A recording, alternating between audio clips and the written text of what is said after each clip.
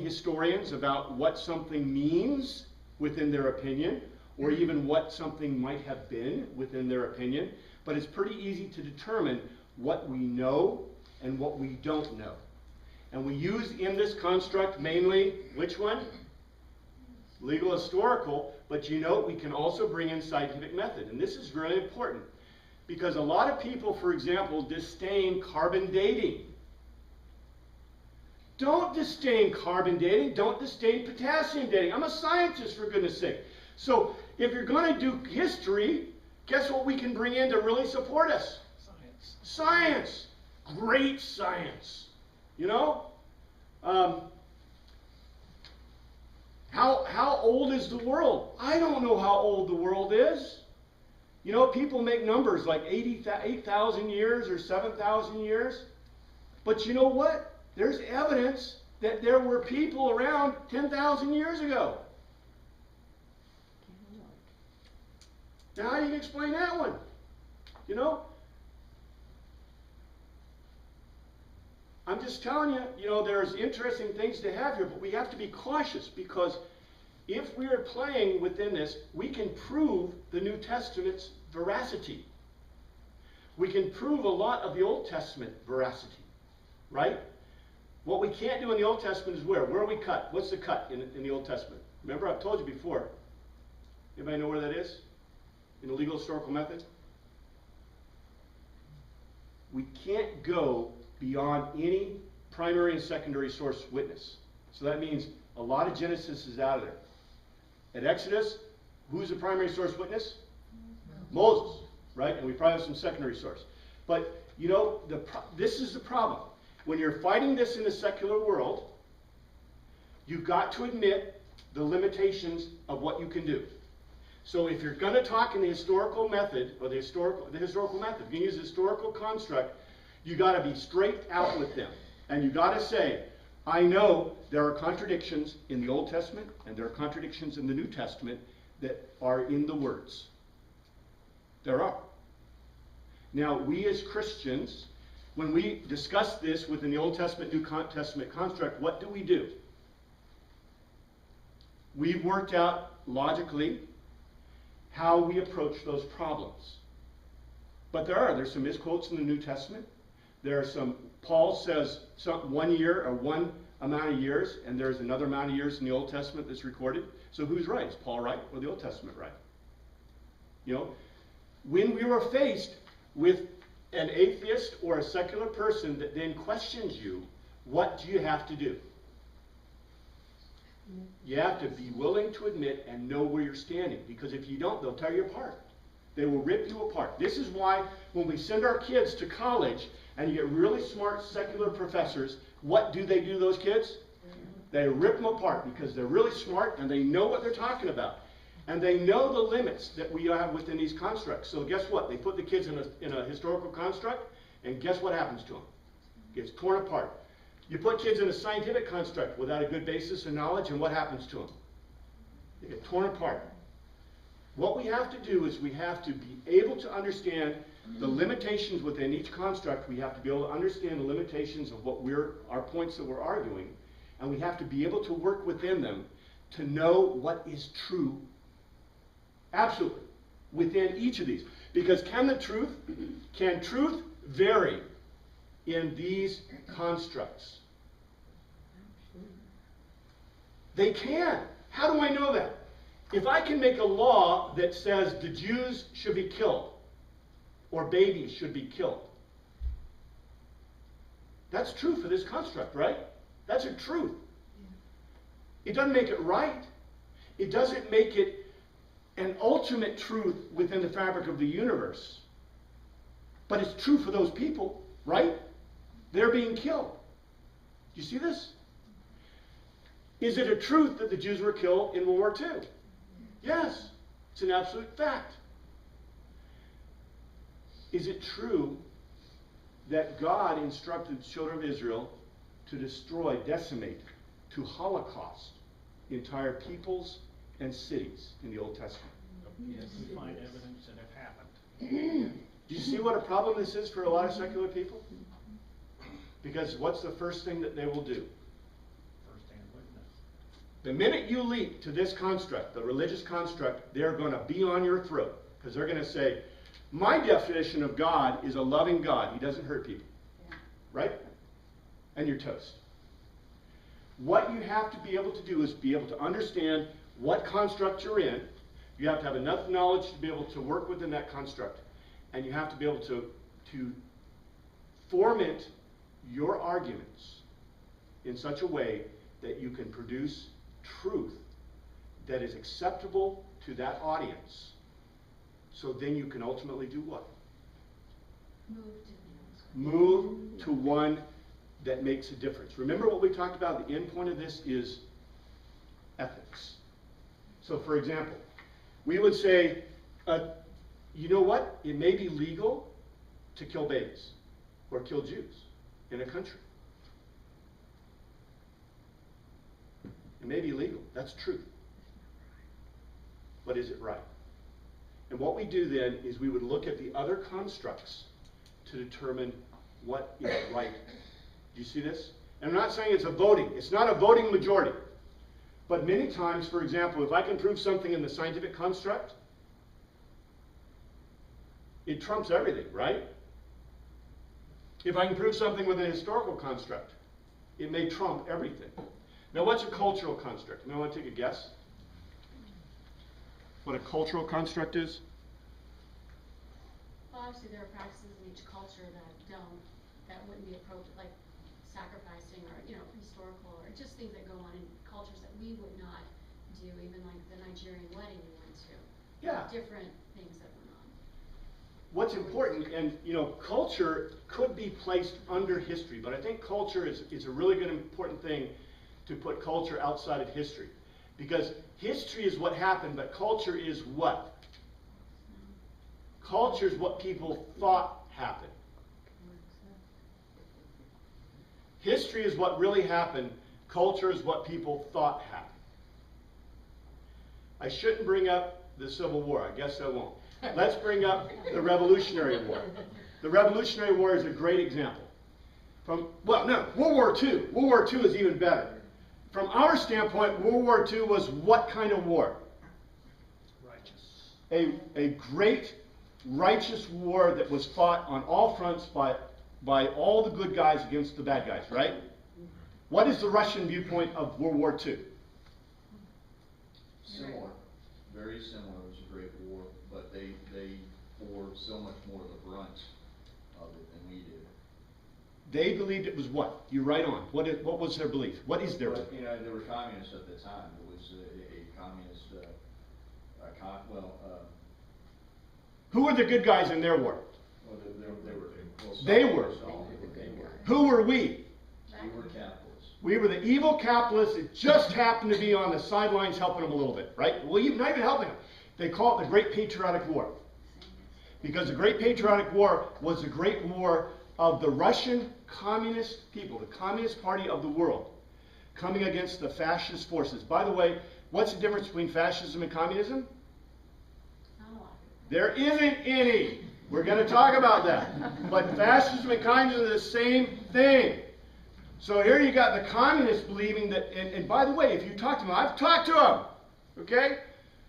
The Russian people believe today, are taught, even today after their revolution which decimated the USSR. They're no longer the communists, they're now Russians again. But even today, they believe firmly, culturally, that World War II was a great patriotic war of communism against the free world. And fascists to them are part of the free world, which they're socialists. I can't imagine how they would believe that, but that's okay. Do you see? That is their cultural viewpoint. Is it true? From their perspective. For them it's true. They You were see. invaded. For them it's true. The same thing in the Revolutionary War, which is a beautiful example too.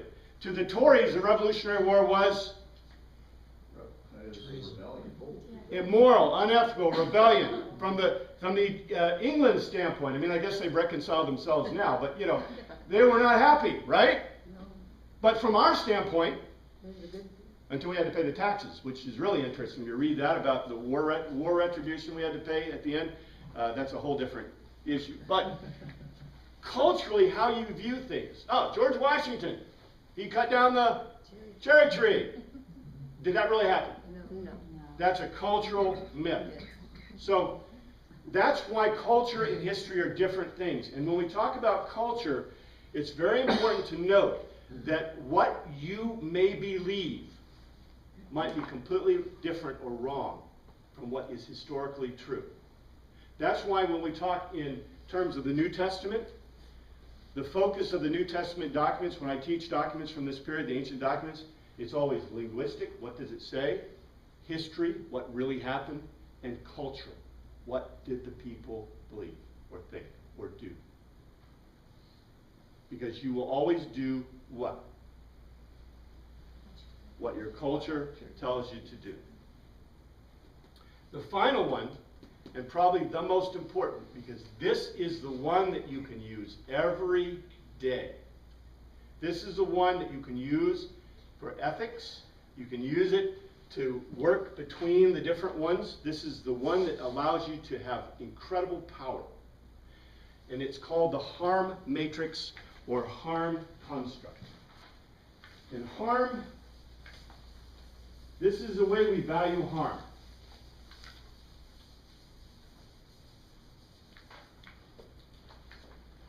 Now, when I was researching this a few years ago, nobody had, reached this yet. So what I did is I took the harm matrix and I basically put numbers on it. And so let's look at this. I'm going to start with 10. We'll fill that in a second. 9, 8, 7, 6, 5, 4, 3, 2, 1, 0. Harm matrix from 0 to 10. It works out pretty good. I mean, I love these whole numbers. That really helps my mathematical sense. But what's the worst harm that you could do to anybody? And don't look at your sheets. You're looking. All right. You'll get a look. It's all right. Well, what's the worst harm you can do to somebody? Kill him. Kill. Death. D-E-A-T-H. Death. That's the worst. I put it at 9. Put it at 9. That's the worst. Because even if you're tortured, even if you're maimed, even if everything happens to you, I know people give up, but the big deal is what? You're still alive. You can recover. You can, as long as you have life. Okay, Edgar Rice Burroughs. Okay, it's cliche. Where there's life, there's hope. That was his famous saying out of his books. Okay. That's from Ecclesiastes. It is. Ooh, see? It's even in the religious biblical construct. Yay! I didn't have to look that one up, so. It's on my Facebook page. Well, that's good. Well, that says somebody ERB too. Edgar Rice Burroughs, he wrote Tarzan, and remember all those books? May have had some Christian leanings, which is interesting. But that was the focus of all his books. Where there's life, there's hope. So, death is the worst. What's the next worst? You can see it right here. I've got it. The next worst is social death. We call it social death. Social death is where you put somebody, life in prison, we conscript your property. Slavery. Basically, yeah, we could conscript, it's social death. That's what the total thing. So social or economic death. So basically, if I take all your property, if I take your liberty from you,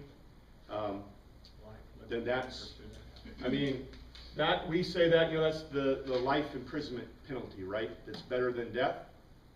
No, death is the worst. Oh, okay, did you just have an epiphany? Did you have an epiphany?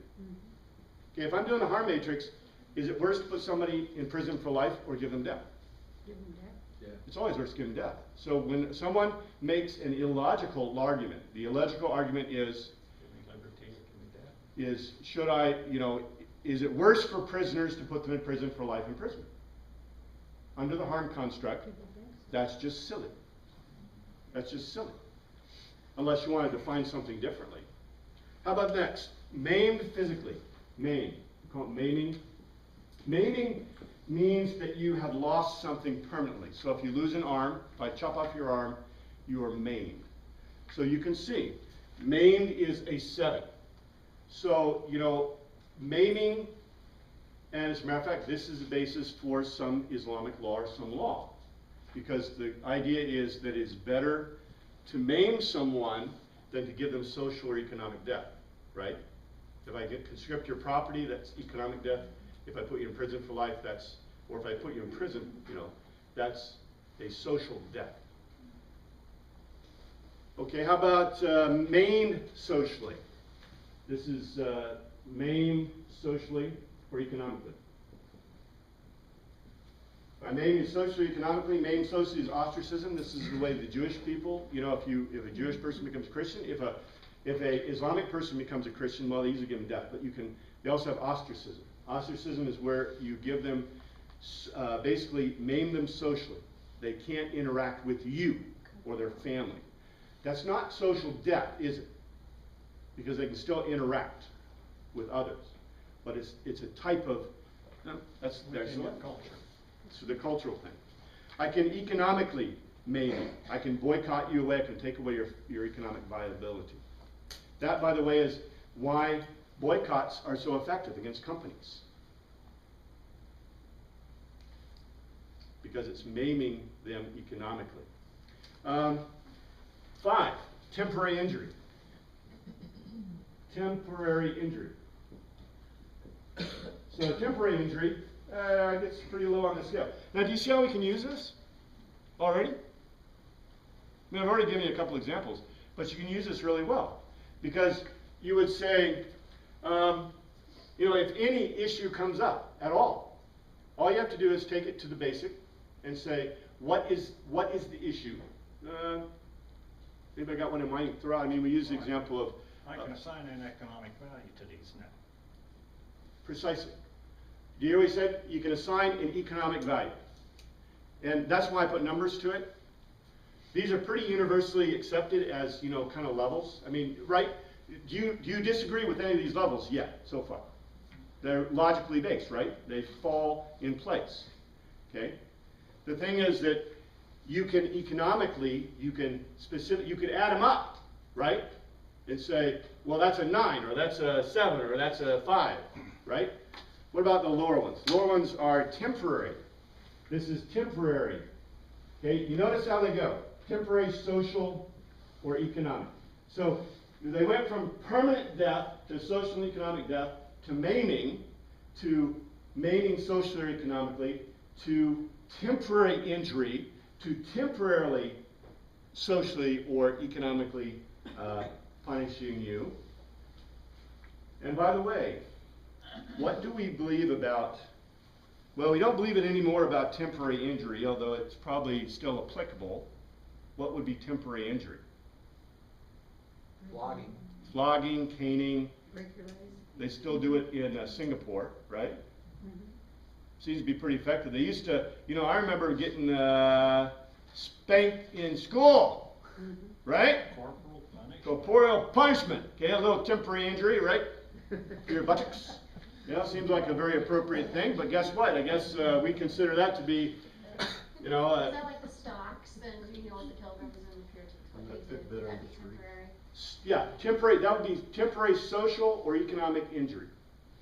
That's right, that would be a 4 on this scale. However, the Scarlet Letter. Scarlet Letter is what? That's maiming. Yeah, that's social maiming, right? And probably economic maiming. It's beautiful. Isn't this beautiful? Isn't a harm construct really neat? Because you can use it at any point to design or to define specific harm. We've readjusted some of that because the Scarlet Letter is no longer what it used to be. Some people wear that proudly now. Well, that's cultural, right? So you That's want to cultural. reorder these again now? No, because the point is that a Scarlet Letter. Well, actually, if we did put Scarlet Letters on people because of that, we would be doing what? Branding ourselves anymore. Well, no. If you really did it, if you were able to do it, it would be the same, right? Right? If you made a person walk around with a poster that said, "I am a thief," We do that, by the way. that's the exact same. Because it changed culturally, doesn't mean that it isn't the same type of harm if it's the same thing. What you're saying is culturally, adultery has become less of an issue. However, well, we can look at that. Keep that in your mind. Let's finish the construct, and then let's talk about adultery very quickly, because that's one of the subject matter. But let's see if we can evaluate with the harm construct. Let's see. 3, physical pain and suffering. Physical pain and suffering, which, by the way, we think is good. Sometimes. Don't you think so? Isn't all physical pain and suffering good? No pain, no gain. Corporal punishment without injury? Right? Consequences. Slap a hand. Slap a hand? How about when you stick your screwdriver in an outlet? You just learned a lesson, right? Scientific method. Okay? Don't do that. But a little physical pain and injury, that sure is better than that poor little boy that, you know, basically touched the wellhead and was dead. Right? So a little pain and suffering that, you know, if he'd had a warning of a little shock before he got there, would have been a great thing. Right? So physical pain and suffering can be good. How about this? How about social and economic pain and suffering?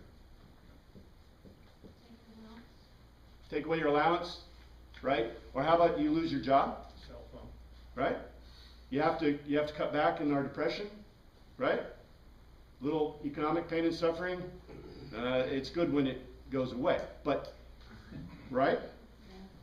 It might change people. That's the point. How about the 1 is mental pain and suffering? Mental pain and suffering. It makes you feel bad. You know, there are a lot of lawsuits awarded lots of money for mental pain and suffering. Remember I told you, what can you do in the legal construct? Anything. Do you know? Okay. Remember we used to say 6 and stones will break my bones, but words will never hurt me? Now this is the interesting one we could logically figure out, but mental pain and suffering. Would any of you rather have, would you personally rather have any of these, okay? Would you like me to give you physical pain Or call you a name. or call you a name? Call me a name anything. You want me to smack you in the face or call you a name? I know what I'd rather choose. I mean, you're an idiot if you choose that, I think. Oh, sorry, I shouldn't say that, I guess. That's too judgmental, right? That's also That's cultural. mental pain and suffering. Well, not necessarily cultural, although, yeah, you're right. There are some There are cultures. some names that if you called them, Oh, I don't think about that. But I'm saying culturally, there's, using particular names can be much more severe or damaging than punching you in the face. not Years really. ago, I was Not really. often gay. Okay, But not- if I punch you in the face, now, we used to study this because this was important to us in the military. And they taught us about special stuff, okay? So if I strike you in the face, there's a 1 in 8 chance, you know, out of 10, there's 8 out of 10 chance that I will damage you permanently. We see it in the movies, so we don't know this. But if you knew something, I might knock out your tooth. I might destroy your eye. I might break your occipital lobe. I may break your jaw. I can actually cause you physical harm that will last your entire life, beyond the fact that it hurts. I don't care what name it is that you call me. If you strike me, it's assault and battery. And guess what? You can go to jail for assault and battery much longer than you can for saying a bad name. And I would much rather you call me a bad name than strike me. So even if we say culturally, I don't agree with you. You don't agree with That's that? okay. In our Really? culture, I agree with you. okay, Well, name I'm a s- culture where it's different. Well, Islamic, for example, there are words or phrases that if you said to them, it would Well, have in been better America- that you cut off their hand. Or Or punched even them in in the American face. culture, I can think of a word that you could say that is Or really make it bad, current- that nobody uses certain anymore. People you could get. Yeah, killed. Yeah, okay, But it's Draw a not- picture of Mohammed, But it's not the a equivalent. cartoon. okay. On that scale, it's not the same point. All right, now you're making my Culture. point, you're making my point for me, okay? You're making my point for me. Because we have developed this construct based in what? Western Our law. culture. people, not just our culture. We've applied logic to it. I just told you that you could be permanently maimed by being struck in the face. But yet you tell me you'd rather me strike you in the face than call you a name? We're Is that dealing logical? with our culture. But you're making my point for me. Do you see this? Do you see this? No, I don't. Okay, what have we applied in developing this harm construct? Logic. Reason. Now you say it's based on our culture. One, what is our culture based in? Logic and reason. Our culture is based in Western Greek logic. We are a logic-based culture. Our culture is steeped in it. If we could prove, for example, that the cultural construct of the Islamic people, and we might be able to, is based in they would rather have their hand cut off than be called a certain name or say something, then what have we just done? Which constructs have we just leapt to? We leapt, number one, to the cultural construct, and we also went into the religious construct under the Quran. Right? Also Do you includes see that? legal, because it's, But I thought your point on harm was that it was universal. Harm is universal. Well, see, that's where. Just like, for example, okay, science is universal. If I can prove it within a scientific construct, it is universal. It better be universal, unless it's a theory, right? If it's a theory, that's a little different, right? But if I can prove it, how about the historical construct? If I can prove it with an historical construct, that is, right? There's no debate. But if the Jews believe that Jesus Christ was a prophet, or if the Islamic people or the Jews believe that Jesus Christ was just wasn't real, or some dupe head that just came down, right? But I can prove differently. Do you see the point? And that's the point of this class. And I'm glad you brought those up, because that is what we will be looking at in this class. We're going to apply these constructs within logic to what we know. And then, we may have disagreements, and that's cool. We may have agreements. We hopefully have a lot of agreements. And then when we come out, we will say, this is what we know is true. But I'm just saying that you can use this harm construct to evaluate harms. And as long as if we agree as a class that this is our definitions, how good is it? It's perfect. We may have to adjust it culturally if we're talking about other cultures, but even then that may be a problem. In any case, thank you, Father, for your word. We thank you for this day. We pray that you look after us. Look after fathers and mothers. Thank you for all this. In your name we pray. Amen. so how far up are we allowed on parental control? How far up are we allowed on parental control?